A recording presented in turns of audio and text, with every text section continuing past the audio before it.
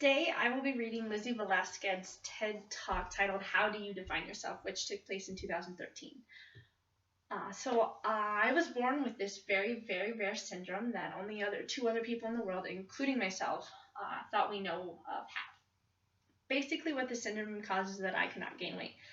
Yes, this does sound as good as it is. I can eat absolutely whatever I want, whenever I want, and I won't really gain any weight. But I'm like, you know what? It's all right. I can do these things because there are still benefits to this syndrome. There's always going to be benefits to not being able to gain weight. There are going to be benefits to being visually impaired. And there are going to be benefits of being really, really small. A lot of people think, Lizzie, how in the world are you saying that there are benefits when you can only see out of one eye? Well, let me tell you what the benefits are because they are great. I wear contacts. Half off contacts. When I wear reading glasses, half off prescription. If somebody's annoying me, being rude, stand on my right side. It's like you're not even there. I didn't even know you were standing there. Right now, if I stand like this, I don't even know that there's this side of the room. But even though that there are these really amazing things that come from this syndrome, there are also going to be things that have been very, very difficult, as you can imagine. Growing up, I was raised 150% normally. I credit pretty much everything that I've ever done in my life to my parents. My dad is here today with me, and my mom is at home watching. Hi, Mom. She is recovering from a surgery, and she has been the glue that has held our family together and giving me the strength to see that she is going through so much because she has this fighting spirit that has been instilled in me, that I have so proudly been able to stand in front of people and say, you know what? I've had a difficult life, but that's okay. And that's okay. Growing up, I had to deal with bullying a lot. But as I said, I was raised very normally. So when I started kindergarten, I had absolutely no idea that it looked different. No clue. I couldn't see that it looked different from other kids. I kind of think of it as a big slap in the face for the reality of a 5-year-old. Because I went into school that day decked out in Pocahontas gear because I was ready. I went in with my backpack that looked like a turtle shell because it was way bigger than me, and I walked up to some little girl and I smiled at her, and she looked at me like I was a monster, like I was the scariest thing she'd ever seen in your life. And you know what? My first reaction was like, wow, she is really rude. I'm a fun kid and she's the one missing out. So I'm gonna go over here and I'm gonna play with blocks of boys. I thought that the day was gonna get better, but unfortunately it didn't. The day actually kind of got worse and worse, and a lot of people just wanted absolutely nothing to do with me, and I couldn't understand why. Why? What did I do? I didn't do anything wrong to them. In my mind, I was still a really cool kid. So I had to go home and ask my parents, what's wrong with me? What did I do?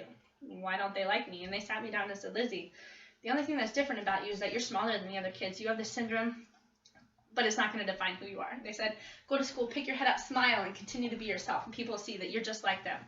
And so that's what I did. And I want you to think and ask yourself this in your head right now. What defines you? Is it where you come from? Is it your background? Is it your friends? What is it? What defines who you are as a person? It's taken me a very long time to find out what defines me. I would wish and pray and hope and do whatever I could to pray that I would wake up in the morning and I would be different and I wouldn't have to deal with these struggles. It's what I wanted every day, and every single day I was disappointed.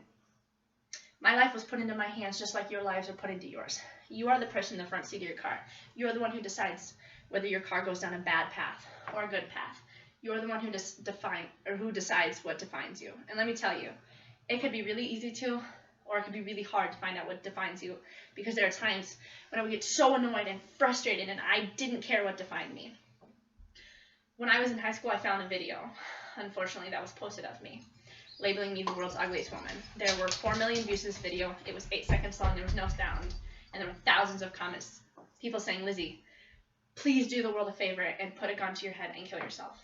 Now think about that. Just think about it. If people told you to do that, strangers told you to do this. I cried my eyes out, and of course, and I was so ready to fight back. And something just kind of clicked in my head, and I thought, I'm just going to leave this alone. I kind of started realizing that my life is in my hands. I could either choose to make this really good, or I could choose to make this really bad. I could either be grateful and open my eyes and realize the things that I do have and make those the things that define me. I can't see out of one eye, but I can see out of the other. I might get sick a lot, but I have really nice hair.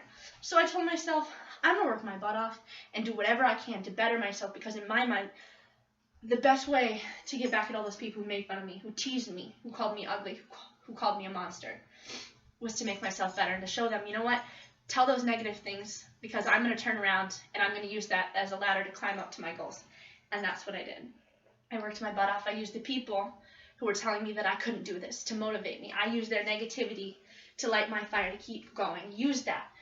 Use that negativity that you have in your life to make yourself better, because I guarantee you that you will win. Now I want to end with asking you again. I want you to leave here and ask yourself what defines you. But remember, brave starts here. Thank you.